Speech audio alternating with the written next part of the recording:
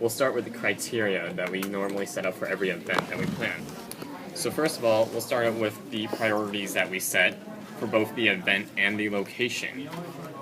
Normally we set the priorities for the event to be a very formal event. However, for this certain event that we planned for Sony, we were only given a $5,000 budget. So the formal level was not as high, but we were still able to manage. For the location, we prioritize having a ballroom because those are usually the large rooms that allow for us to accommodate more guests. And we also like to choose places with a lot of default decor. So for every event that we plan, we brainstorm ideas, we narrow them down, and we vote for the best one that is suited for each specific event. And here's Dorian to talk about our group roles. So when we assigned our group roles, we utilized the skills of every member to maximize efficiency. So I was chairman, Andy was secretary, procedural tech, I don't have a name, Kat, and then information seeker was Juan, and implementer was Melissa.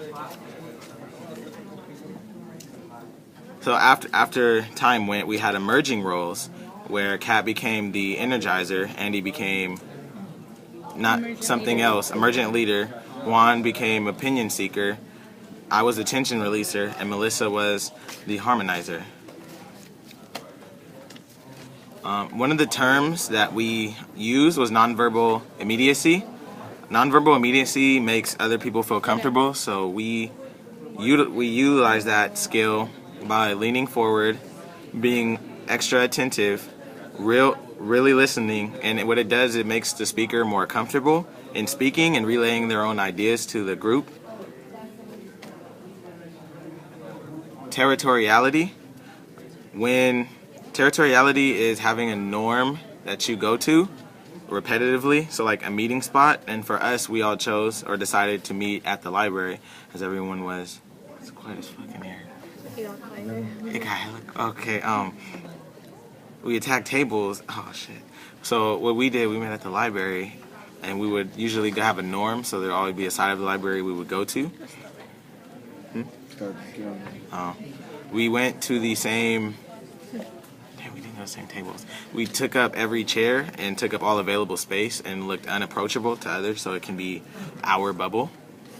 We also had two different types of meetings, professional and casual. Casual meetings helped identify character types. It makes people easier to work with. You can do it on a more personal, social, and public environment. And what it does is you understand your group more and their ideals, so they're easier to work with.